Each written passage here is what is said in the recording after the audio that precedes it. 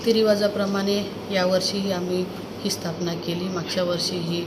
आमच्या कुटुंबावरती एक आघात झाला, त्याच्यामुळं आम्ही काही फार मोठं काही न करता छोटीशी मूर्ती आणून मागच्या वर्षी स्थापना केली होती। आणि यावर्षीही आपण बघितलं असेल की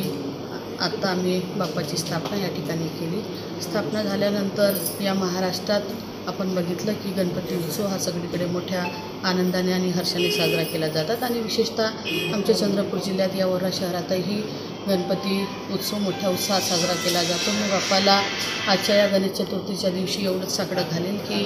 माझ्या सगळ्या मतदारसंघातील या महाराष्ट्रातील तमाम शेतकरी जो संकटात सापडलेला आहे त्या शेतकऱ्यांचं, कष्टकऱ्यांचं, मोलमजुरी करणाऱ्या सगळ्या लोकांचा दुःखाचं तारणहार्ता म्हणून आपण या विघ्नहर्त्याकडे बघतो आणि नक्कीच या सगळ्या आलेल्या संकटाला समोर जाण्याची शक्ती बाप्पा या सगळ्या लोकांना देवो आणि सुख समृद्धी भरभराटी बाप्पाच्या आशीर्वादाने या सगळ्या लोकांना मिळो, एवढीच बाप्पाच्या चरणी प्रार्थना